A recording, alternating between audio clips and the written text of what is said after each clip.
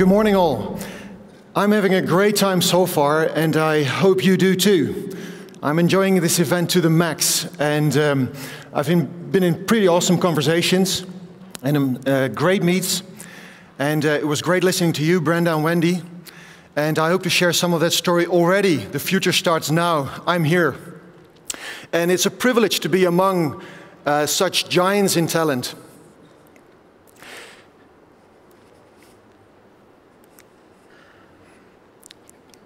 My clicker's not working. Can anyone help me? Save me?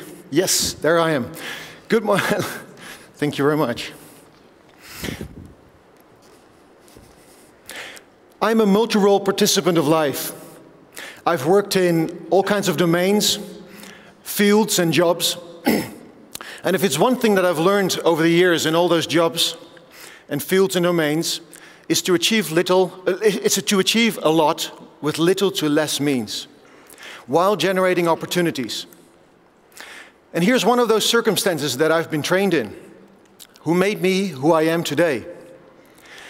Here I am working as a civil military interaction officer, and I was looking for a location, for a suitable location to establish a microcredit facility in support of local entrepreneurs in the province of Uruzgan in Afghanistan.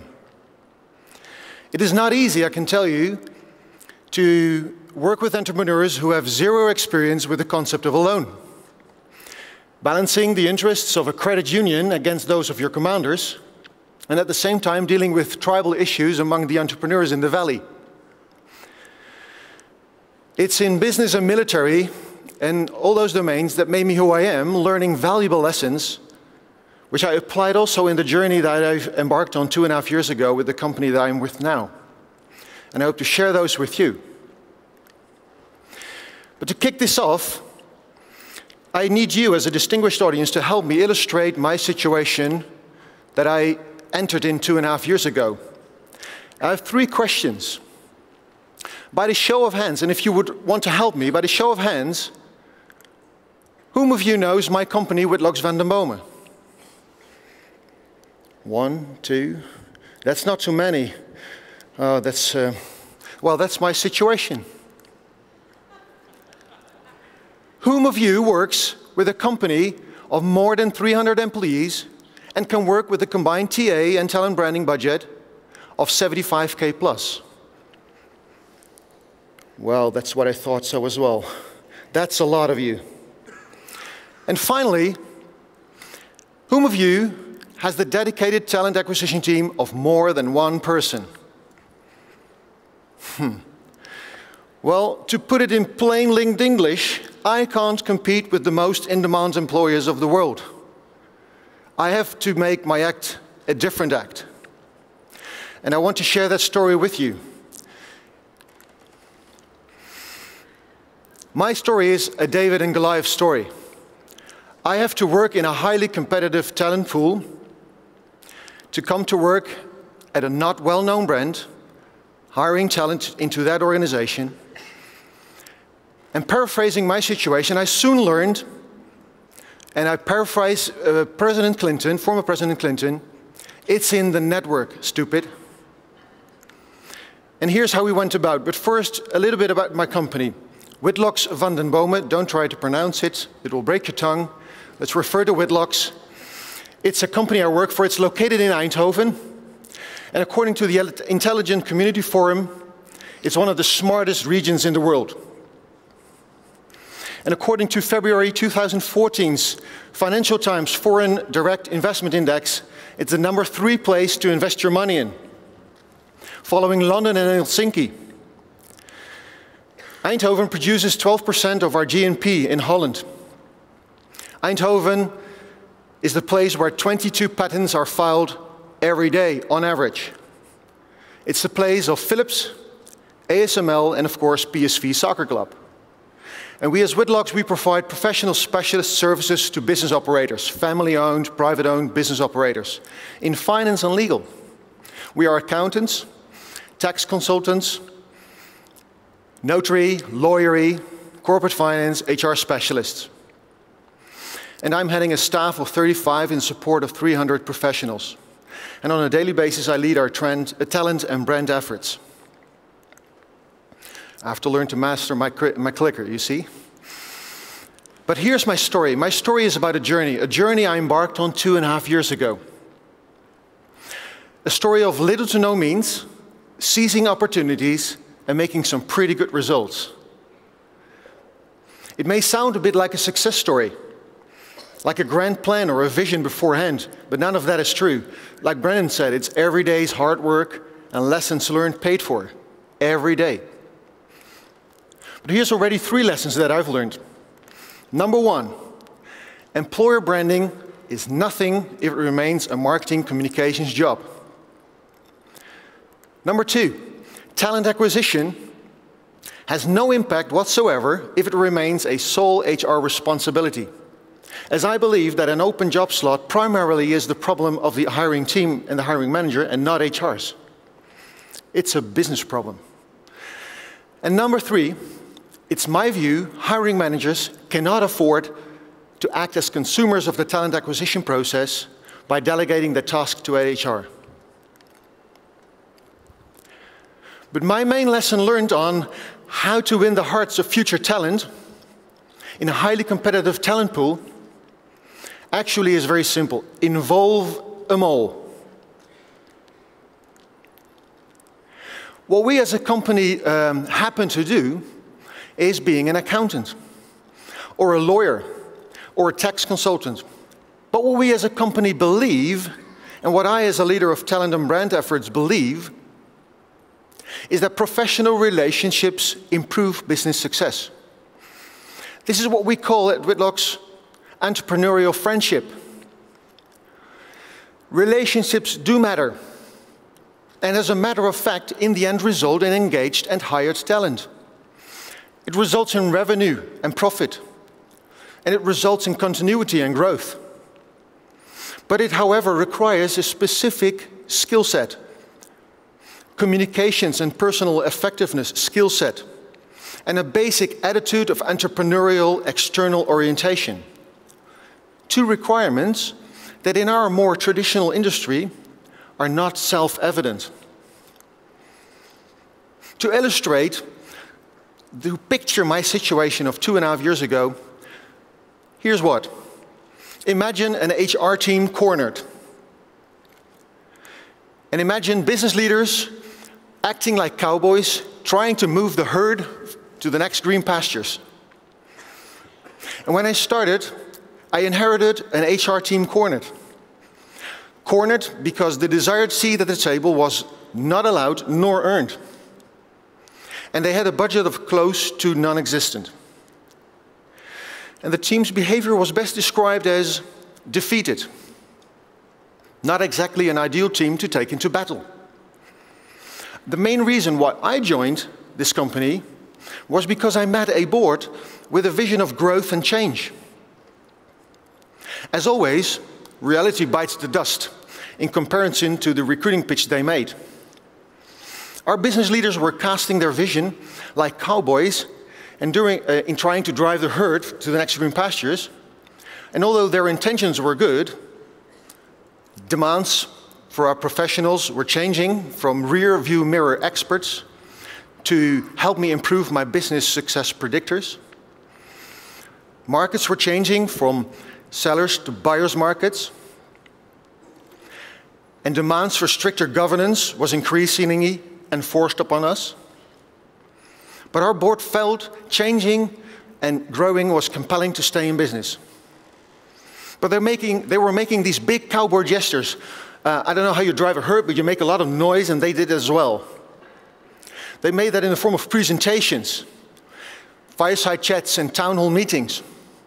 At the heart of their message was, go out and relate. But professionals, in our organization at least, true case-oriented matter experts, typical professionals, had a will of their own, and contrary to cattle, did not move, or at least not as fast as they wanted. And my job was to recruit talent into that team. And my team was cornered with a statement of many of our business leaders, no more agencies, and why are they not with the hundreds with their nose against our window wanting to join us? I found myself in a similar situation like you, Brendan. How to involve all and engage future talent in that situation? Well, late 2012, my luck changed for the better. As in all great stories, part of the success is luck. It's what psychologists call serendipity. And my serendipitous moment was Q4 12, when almost at the same time 3 things happened. First, our IT department decided to kill Lotus Notes and implement SharePoint, an online collaborative productivity platform by Microsoft. Second, it was in, I think, the first few months that I was in the company that I found out that we owned a state-of-the-art online training platform with a wealth of training modules from communications, personal effectivity, management, office apps, and social apps. And third, it was a data point shared by LinkedIn with me, telling me that the LinkedIn profiles of Witlox people were viewed more than 900 times per month. That told me 2 things. People are interested in our professionals, help, and 2, people are interested in our professionals. What I learned by summing up that situation for myself in my own words was, while reviewing my situation, I concluded that the key to our success in transforming our organization and transforming our professionals, relating to the business problem that we had, how do we do that changing, was in the combination of these 3 elements. And I summed them up in 3 words: social, online, interaction. But how to transform our team and our workplace into one that would interact socially and online? Well, I did not start with a lot of policy development or project groups to discuss business cases for weeks or even months and then present those to boards. True to our nature, being a small and medium business, we worked our solutions more than we fought our problems, and we used trial and error as a methodology. But 4 deliberate decisions I made. Number 1, I decided to have a what-if meeting with my boss. Number 2, I decided to galvanize my team around a higher purpose. Number 3, I decided to ensure support of technology and data. And number 4, and finally I decided to educate our entire workplace, starting with my own team first. What if I could make my boss understand that social online interaction could be our means to move the herd? So I engaged in a conversation with my boss, and I showed him the relationship between online training of social media skills and how SharePoint could be an opportunity to practice those skills internally first.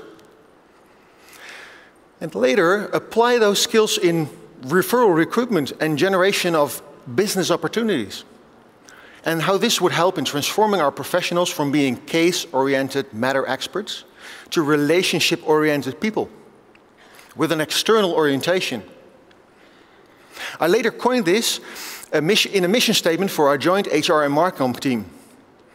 We now talk about ourselves in terms of we are in support of talent accessing market and in support of accessing talent through our professional network intelligence. But like I said, I was being trained in different worlds as well. Being trained as an officer, I'll know that it is purpose that drives teams. So what we did as a team, we forged an alliance and we committed ourselves. We promised we would become talent advisors, influencing hiring decisions, and earn back our seat at the table. And we made ourselves 4 commitments. Commitment number 1 is make a hiring manager promise and deliver a candidate experience with every job slot opened. And to work an experience that candidates would want to share even if they would not be hired.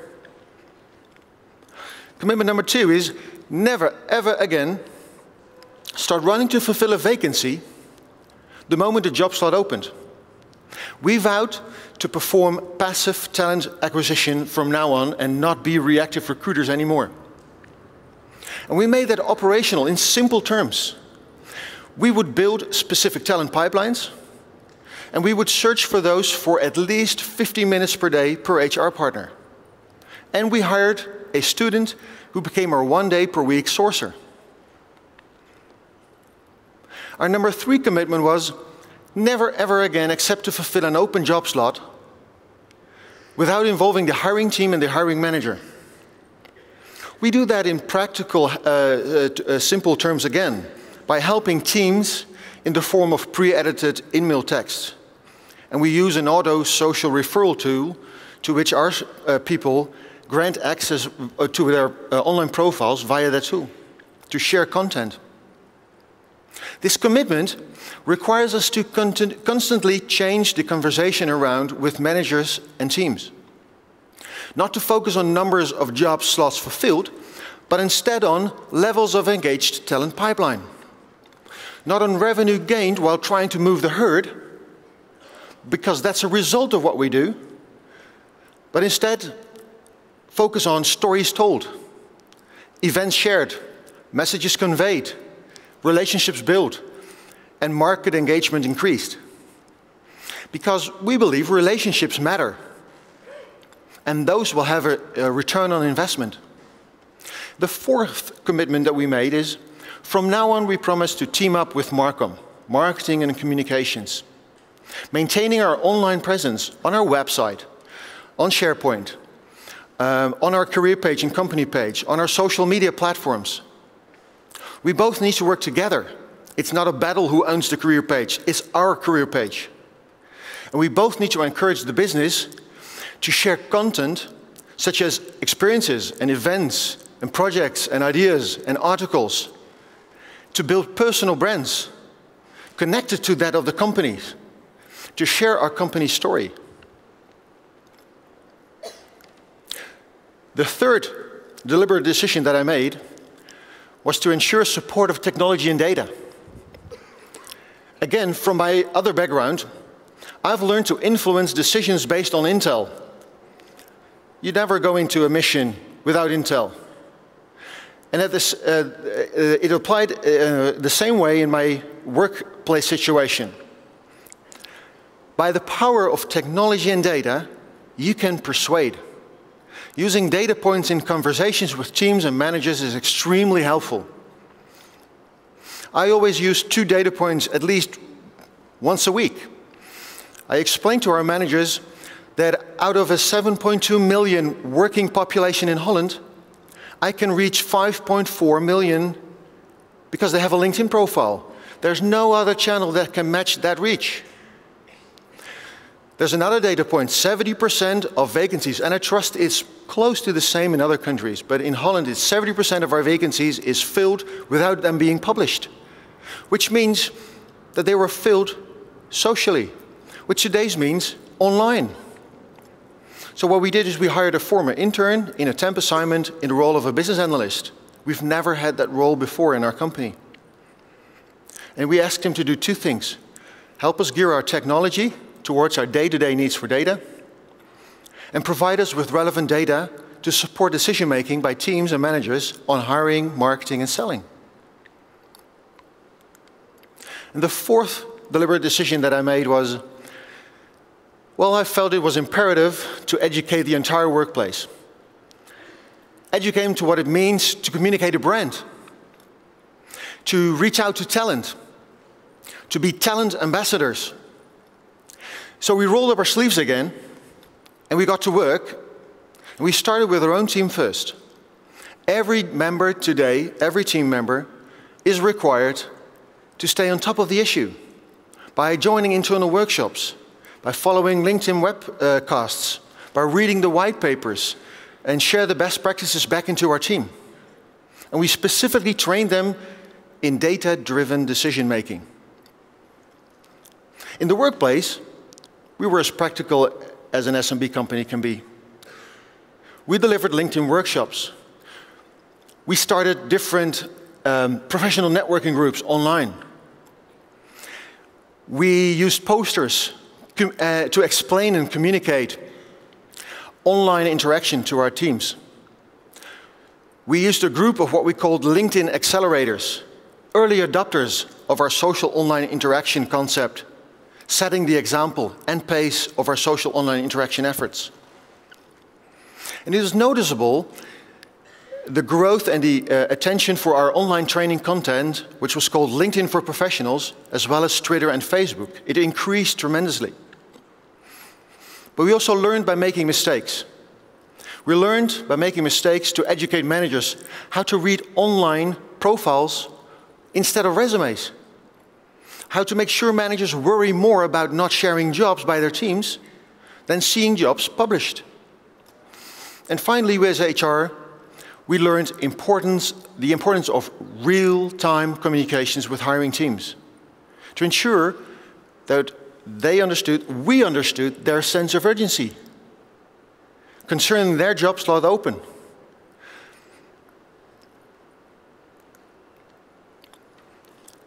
Some of our associates helped me in becoming an asset in our social online interaction efforts. Our luck was again in our favor.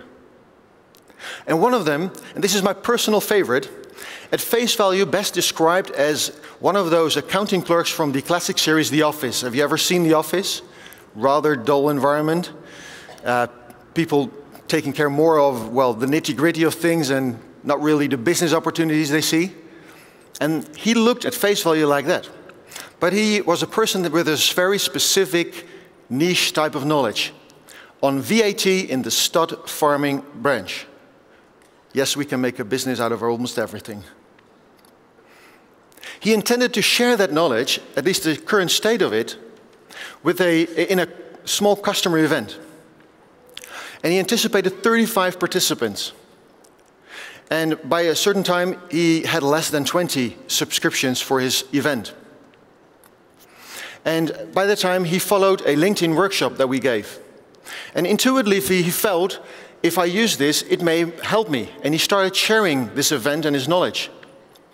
And to cut a long story short, he wound up with more than 50 participants, and he generated some pretty good prospects for future business.